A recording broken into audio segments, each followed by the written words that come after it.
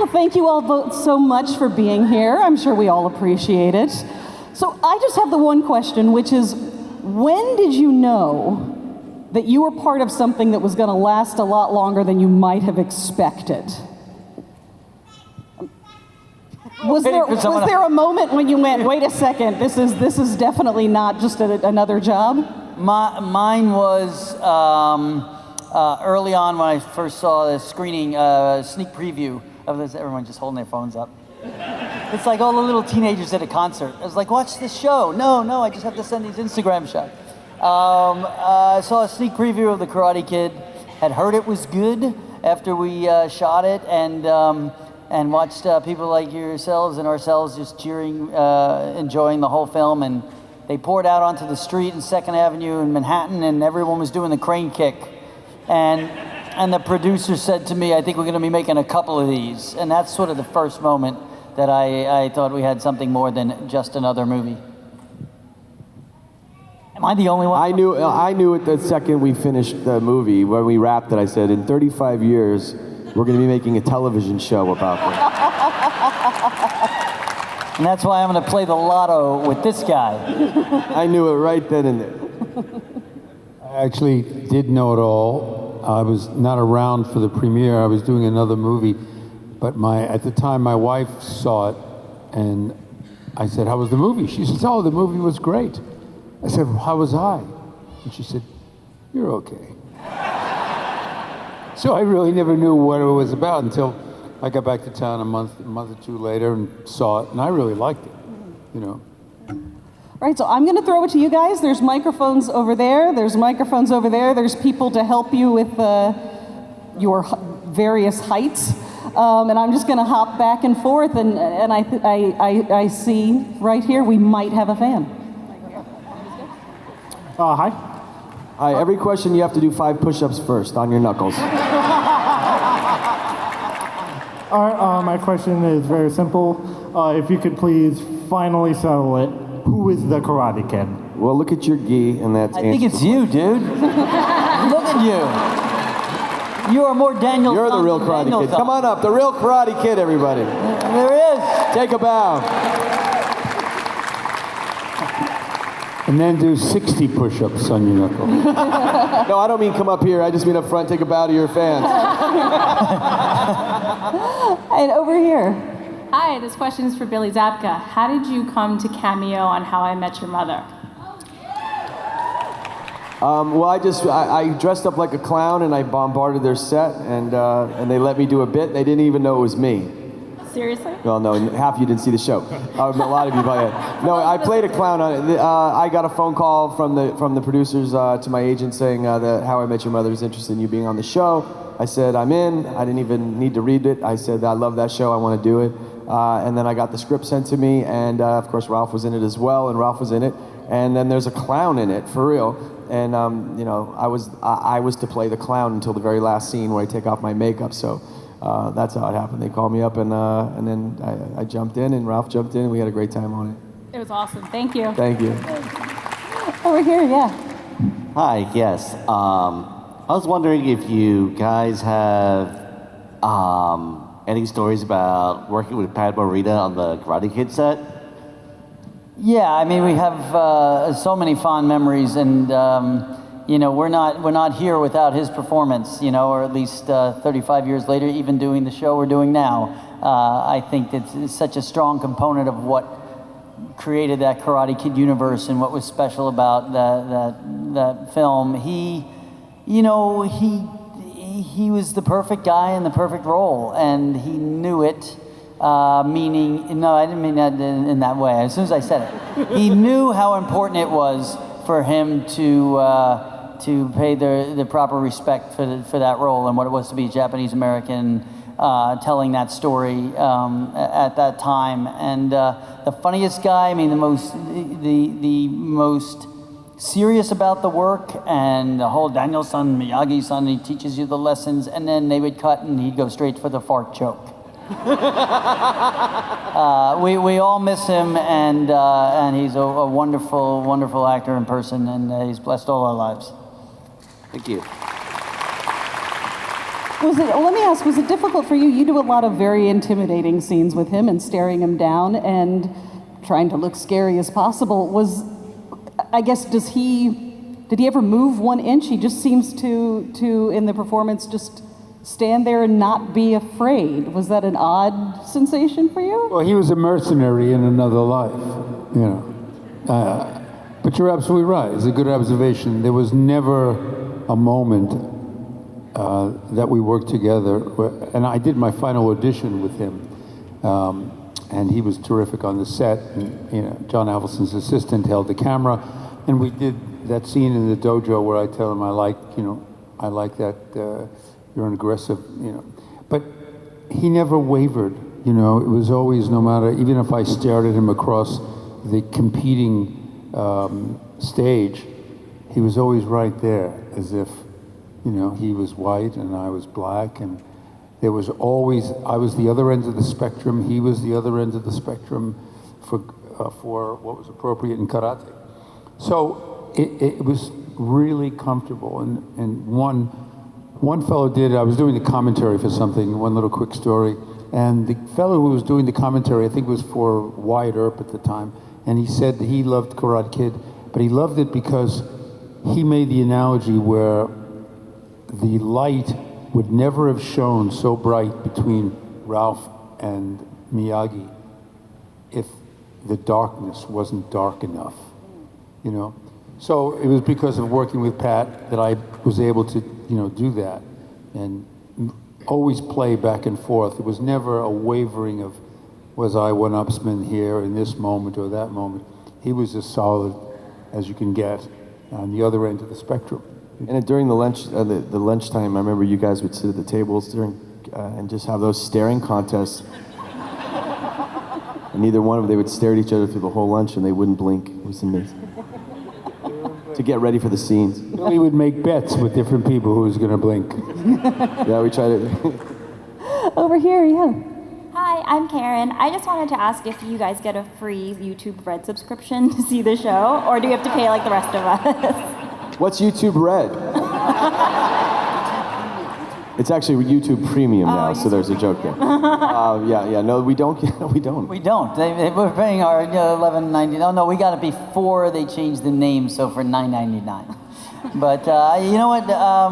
Maybe we should give them a call and see if we get a free subscription. I'm just doing a 30-day trial and then you cancel it. Just cancel it. Well, then you use your... I'm kidding, YouTube. I know you're watching. I know they're listening. The cool thing is this will never appear on YouTube. Yeah, it's just us. It's just in the room. Just us. Our private little meeting here. Just private meeting. Total joke. You know, we're signed up and we pay like all of us should, and all of you at home should too. Watch all those other shows on. And all around the world. So we need to stop using like our ex-boyfriends' logins and codes and stuff like that to get on there. You can just do that on Netflix, really. Yeah. Over here, yeah. Hi, my question is for Martin, but Ralph and William are certainly welcome to add in. I'm an avid cigar smoker. There's a fair amount of Kreese smoking cigars on Cobra Kai. I was wondering what's your favorite cigar, and if you've ever thought about what John Kreese's favorite cigar would be. It's a good question. There's a lot of... well, John Kreese spent a lot of time in Asia, so he was able to get Cuban cigars. So he was very comfortable smoking Cuban cigars, and I like a Robusto Cuban cigar. Monte Cristo Open Master, or a Partagas 4 Special Edition, also Robusto. So, you know, John Kreese and I have the same tastes in, we've got a lot of the same tastes. I'm almost sorry to say. Go ahead, Billy, tell him. Swisher Sweet for me.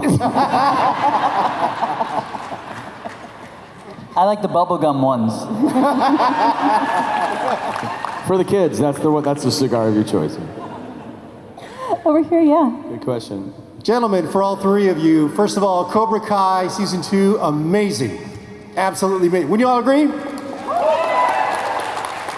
So as a martial arts guy, my question is about the choreography. Who's doing your choreography? And if you could talk about the training that all three of you had to undergo for season 2? Because there were some pretty badass scenes for all three of you. Our stunt choreographer is Hiro Koda and his wife Janelle. They are spectacular, and they are really under the gun because we don't have the time or the budget that is normally necessary for that much heavy lifting and fight choreography. They work so well with us, and they work so well with the kids as well. There's a lot of fight scenes with the kids this season, and it's it's a bit of a cram course. Billy and I talk about it. We had plenty of time back when we did the Karate Kid to really rehearse what essentially was like a ballet of moves for the fight scenes. And in the case of Cobra Kai, sometimes, I mean, there's certain scenes they have a scene early on in season 2, and I had a scene early on in season 2 that I had extra time for. But as the season goes on, it's really a crunch. But you guys could add on to that. We do a lot of. We train at any pocket of time we get, which usually in the prep time, maybe a couple of weeks before we start shooting, and then any time during the week that we could steal away and go, because you have to stay stretched out the whole time no matter what. But you can see in season 2 the amount of fights, it was an immense amount of work. And so there are stunt guys that are there, and they fill in some holes. But these kids are also training around the clock, and they went from 0 to 100 like we did when we did the film. We didn't know karate, so these kids are learning karate. And it's Hiro Koda and his wife Janelle, and the two of them are masterminds, and they're insanely talented. And it's their brain children. But we unfortunately don't have the time that we had. We did the movie, like Ralph said, to really prepare. So we'll be doing 14-hour days. In the middle of those days, we're doing a number of different scenes, and then they'll come to us on the lunch break and say, "Oh, Billy and Ralph, your fight's tomorrow. We got to pull you in. What fight?" That's the one. And then they'll show what they do. It's called a pre-viz or a pre-visualization, where they actually shoot it with the stunt guys, so you see exactly what the fight's supposed to be. So it's like watching a short clip from The Bourne Identity and saying you're going to be doing that tomorrow at noon. But from the left side. Yeah, from the left side. So then you're in a room and you're like, whoa, wait a minute, and then you modify and work. So it's pretty intense. It's really fast. The film, you have the luxury of really prepping. It's all about prep. On a thing like this, it's 10 episodes and it's moving so fast. You just got to stay on your toes. So we have to stay stretched and limbered. We'll work out every single night when we come home from work and do our best to not pull hamstrings and jam toes. Yeah, in the first fight, at the episode 1, season 2, we had some time in LA. So we were working with a man named Simon Rhee, who's just fantastic. Yeah. And we were able to play. But Billy is a terrific fighter. I was, as an ancient person, I basically caught up to him, to a degree. But the luxury of what we had in the movies versus TV, now we're getting an extra day to shoot the episodes. So hopefully it'll be equally as exciting, and we'll get some time to train, Did you find that there was still some things locked in your muscle memory from the movie that you kind of went, oh, okay, now I remember how to do this? Yeah, it comes back. It is. It's like in fact, this season when we went in, Simon Rhee, remember from The Best of the Best? I don't know if you saw that. He's amazing. He's a master. So he went to brush us up, and I remember coming with working out with him, and he wanted to do the spinning heel kick, and my calibration was all off. I forgot to just turn this foot, the head, everything was just off. All the pieces were off, and he kind of tuned us up, and all of a sudden it comes back, and then the muscle memory kicks in, and then it's like, oh yeah, and then your body's doing it again. I mean, it's it's like dance or any kind of sport. You put it down, you're gonna get cold. You have to do it constantly. So we haven't done it for a few years, and but it does come back. Pat Johnson trained us for the Karate Kid. He's a grandmaster, amazing. Tong Sudo. He's the referee in the end of the Karate Kid with the mustache, and he built into us some really amazing fundamentals and techniques that we could fall back on, and so they're always there.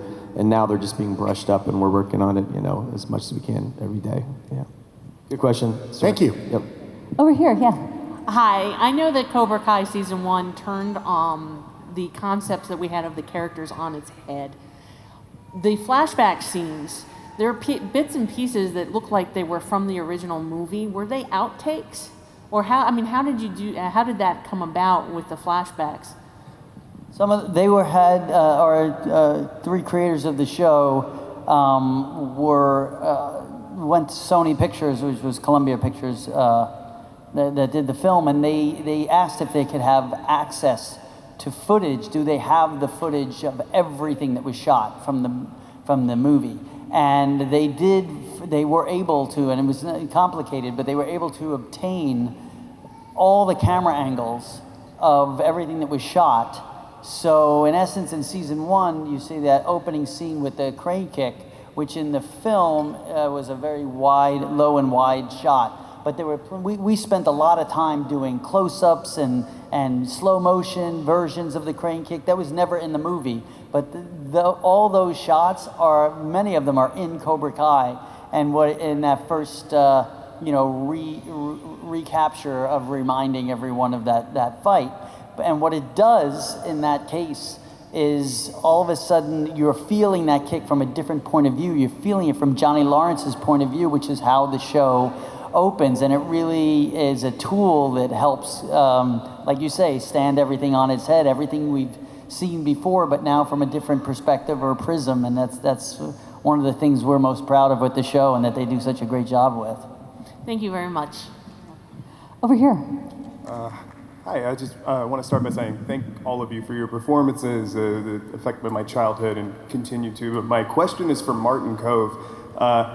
In Shoot Fighter, you were the bad guy opposite Bolo Young, arguably one of the greatest martial arts bad guys in ever. And I'm just wondering, how did you have to study to be a better bad guy going into that role? Bolo Young was very gracious, just very gracious. Billy was in that movie. And he was very gracious, and I had to work with a bow. And the stunt guy came in a bit because I was doing it all I had a broken arm. And we worked that concept in where he broke my arm years ago and it never healed. So I was using a lot of the cast and all. And I think I was able to get away with a lot of moves there because I had the cast on, and because it was a lot of everything I was familiar with, a lot of arm movements. But he was extremely gracious to me. I mean, I remember, God, he took so many hits where I made a mistake, and he turned them into hits.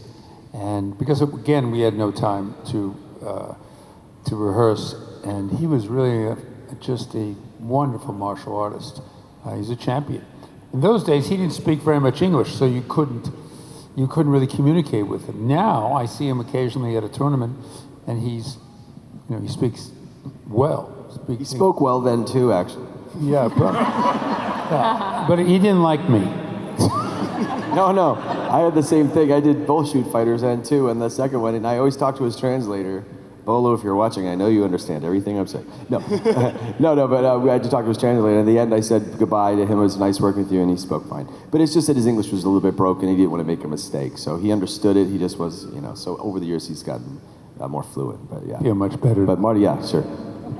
Thank you. You're welcome. Over here, yeah. Hi, I'm Faith from Orlando. I just wanted to know, it's kind of a question for all of you, what is the weirdest or most awkward fan encounter you've ever had? There was this girl at a Comic-Con that dressed up in this dress that had Cobra Kai's all over it, and blonde hair, and she asked that same question. Not true. There's a lot. I'll let Ralph has the best answers to that. Well, this is my go-to. There've been many. There've been a handful, but I always talk about this one woman at a Comic-Con, and she came in. She's about 8 months pregnant, and she came storming straight up to me with her disgruntled husband, and obviously they were just having a disagreement about something. But she just looked at me and said, "This could have been yours." And just walked away. And the husband was like this. It's a good one. It's a good one. Can't top that. It's not like this could have been yours and are you still married? It was that she was just making a statement and leaving. I feel like it'd be like, okay, thanks, we're good. Like we're not gonna top that story. Over here, please. Hi, my name's Leela. I'm 38 years old, and I remember being in kindergarten and being obsessed with the song Glory of Love from Karate Kid Part 2. It's still one of my favorite songs. Are you sick of it? No, but I am a man who will fight for your honor.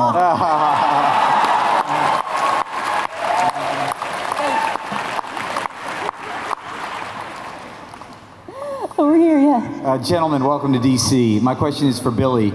If I were to look up the word bully in the dictionary, there would be a picture of Johnny. So my question is, I was observing you at the autograph line, and you're really a good dude. The way you interact with people. And not that I'm surprised by that, but my question is this, thank you. After the film came out, did you feel like you had to go out of your way not to be the character that you portrayed? It's a good question. Actually, if you look up, it's Billy, you'll see my picture. There's just bully is something completely else. Got it. That's a good question. You know what? I think there's a time when I think, not that I had to be away from the character, but I think people were intimidated by the character Johnny, and so I wouldn't go out of my way, but I enjoy breaking the line at the illusion of, I'm an actor, and I played a role. I enjoy breaking the illusion of that and just saying, hey man, I'm an actor and I did a part and that's that guy. If it was play, if it was on stage, you watch it, you walk away and it's like, oh, there's that actor that did that. But a movie somehow leaves this incredible impression on people. So, but no, I never would go out of my way to do that. It's my nature to do that naturally, but I would never do that to prove like, hey, I'm really this, you know what I mean? Yeah, no, I enjoy people, I always did, not so much you, but I'm totally kidding. You come to my table, you get a free picture. Nice, I'll hold you to that. All right, man, thanks for the question. Over here, yeah. Hey, how's it going, guys? My question's for Ralph Macchio. I wanted to ask, when the Jaden Smith and Jackie Chan Karate Kid movie came out, were you a fan of it at all? And were you approached at all to maybe cameo in it? I'll answer the second question first. They remade the Karate Kid. No, I got a call from Will Smith, saying, I know I'm messing with your baby. I know you're probably upset with me, but I think there's more meat on these bones, and I think we could, this, that, the other thing. He wanted to say that this, there's life with this story in a different incarnation. He did say if you wanted to be involved with it in any way, which I didn't, not for the point that I knew it was going to be good or bad or indifferent. I just wanted to leave it as its separate universe, which it really is. It's the same story, but a completely different movie. So I just chose not to be involved with it, just to, it just felt like the right thing to do. Was I? The first part of your question is what? What was that again? Just give it to me. Oh, were you a fan of the movie at all? Yeah, listen, I thought they did a very good job of reimagining that story for a 2010 audience. Will people be talking about that movie 30 years after or 35 years after? I don't think so. Thank you very much. But I think in respect to your question, you have to remember that it really never competed with Karate Kid 1. It just paid homage to it. Yeah. Enhance the legacy of the original film. You're right, Marty. Over here, yeah. Hey guys. What was your initial reaction when you found out Google was going to play on who's the villain in Cobra Kai? Well, Google did all this, didn't they? Right. No, it's YouTube. Well, Google owns YouTube. So the creators came up with this, but it's not really playing on who's the bad guy and who's the good guy. What's great about the show is there's shades of gray. And, from anybody's point of view, I think nobody sees himself, even if you are, a bad person, nobody sees himself as a villain. Everybody sees themselves as kind of the heroes of their own story. And there's a lot of misunderstanding between people and humanity in general. So this show, in a great way, takes a look at all various perspectives and worldviews and ideas, and you could pick which team feels right and what you relate to. But it's shades of gray. It's humanity. It's a struggle. These are guys are, trying to come to terms with their past and move past and find themselves in today and helping these kids out. So I don't know. There's not a good guy bad guy situation here. I think it's really smart that it was it's really a show about humanity, about people, you know. And if you find somebody to root for, you know, then great. You know, you can find any one of the kids too. You know, there's any of the kids in the Cobra Kai or now in the Miyagi-Do. You could find those, and for the young people, they're taking these characters and going, I'm that kid, and I'm hanging on to that kid.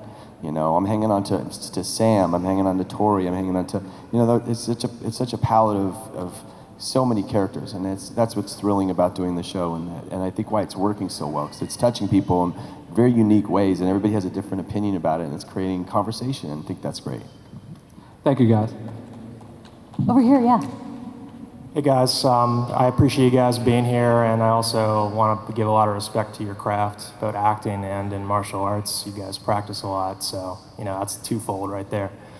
But wanted to see, since I practice Shorin-ryu martial arts over in Okinawa, wanted to see if you guys ever visited Okinawa and met any of the senseis over there. I have not. I've always wanted to, and you know, when I shot Karate Kid Part 2, we shot that in Hawaii, and we, you know, we were faking it for Okinawa. You thought you were in Okinawa, right? Always. He woke up and he's like, "Wow, this is beautiful. It's just like Maui." It looks like Maui, only a different island. Yeah, Oahu. But that's something I would, you know, I would certainly embrace that, because I don't. It feels ingrained in the legacy of which is part of who I am, just by being connected to this movie and this character and the Miyagi, the world of Miyagi-isms. So the answer is no, but I'm not done living yet, so maybe I'll get there. I did a movie called Steel Justice years ago, and Gordon Dover Sola was a Shion of Okinawa Te, of that style. And it was very interesting meeting him. Oddly enough, he was a bully. He was the Shion of this dojo I think it was in Pasadena, and very strange dude. Nothing like Pat Johnson or any of the people we knew who were formidable, but he was very dark, but he was a great student of Okinawa Te, and he taught it to many, many people that I knew, a couple of stunt coordinators that helped me with that movie. Over here, yeah. Hey guys, thanks for coming to DC, and great job on the show. This question is for really all of you. Is there a moment in the original Karate Kid film, either off screen or on screen, that you really draw to, or you really come back to, that was really special?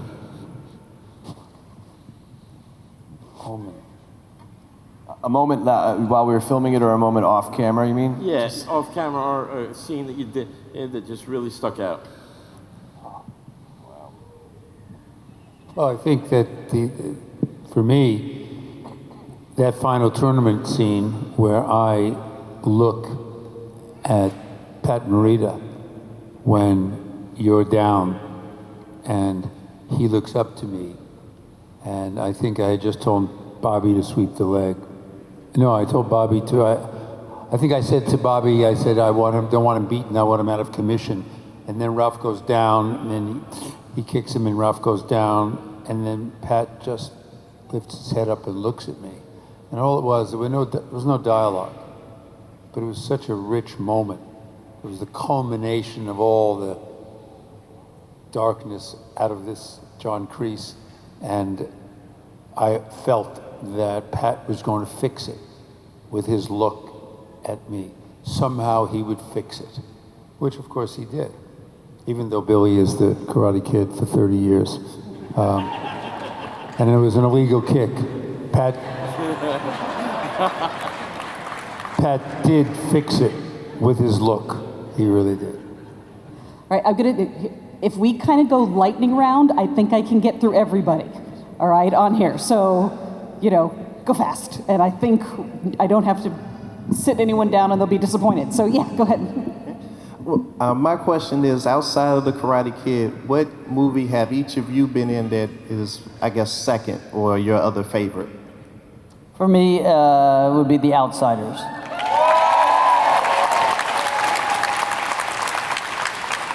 For me, it's Goodfellas. I'm just testing you. I wasn't in Goodfellas. Back to School, Rodney Dangerfield. Yeah, all right. I think mine was Wyatt Earp with Kevin Costner. Hey. Thank you. Over here, yeah. Hi, my question is, what was your favorite movie to film and why? Great question. I'm gonna say Karate Kid because it was my first film. I got to learn karate. I made my best friends in the whole world. It's true. Family, and it's lived on forever, and it's got a great message for kids like you. How old are you? 16? You driving yet? 10. 10? Wow, okay. So the fact that you're here asking that question means the world, and that's why that Karate Kid for me is the most special. I think everybody agree. That's a good point. Thank you, sweetheart. Over here, yeah. Hey guys, Ralph, thanks for coming back. Why didn't John want you to keep a girlfriend on any of the 3 Karate Kid movies? Is it John Avildsen? Yes. Well, it was written, yeah. LaRusso, he didn't settle down, then he disappeared for 35 years, and we realized he finally settled down. He had a different girl every movie.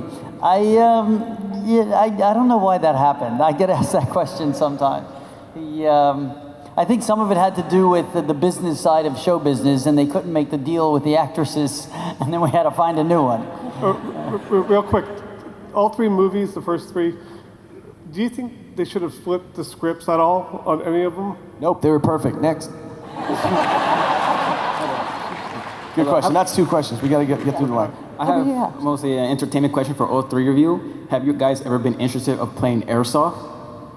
Nope. Next. All right, yeah. Just trying to get through the line. Oh, wow. I'll be as quick as possible. Nope. Next. No, I'm just kidding. Come on. Not a question. No, I'm pretty starstruck seeing all 3 of you and being in the same. And it's good to see you again too, Ralph. But my question is, there's been many debate on like who would be considered the Karate Kid in Cobra Kai. For all 3 of you, which one would you think is the chosen one, Robbie or Miguel? It's Bert. Miguel. Bert. It's Bert. No mercy, Bert. With glasses. That guy. Watch out for him.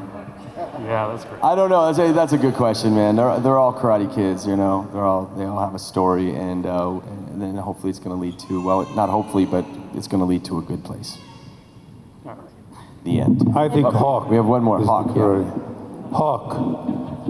Because he's really my son. So my question is, have any of you guys gotten in fights or feuds on or off camera, like during scenes or anything? Between us? Anyone, cast or crew, anyone. Well, we were just scrapping backstage before we came out here. And thankfully, Marty was here to... I've been known to pick fights with the craft service people. Yeah.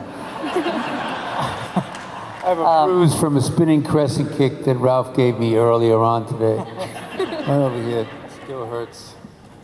Yeah, no, we don't. We try not to get into fights. We just like to demonstrate fights so other people do it for us. Well, that's not true. Guys, I think... Nice. Answer that question. That's a good question. Oh, that's a great question, yes. Guys, you mean, do we get along? You mean like physical fights or... Yeah, either. Fights either? or feuds, Yeah, anything. no. No, we keep a good harmonious set, yeah. Well, guys, I think I speak for everybody here when I say it was an absolute pleasure to have you. Thank you all. Thank you so Thank much you, everyone. for Thank you for being here. Have a great rest of your week. DC. Thanks for watching all the way to the end. You can subscribe here to subscribe to the channel. There's more videos off to the left. Mr. J says, don't forget to ring that bell button for more notifications.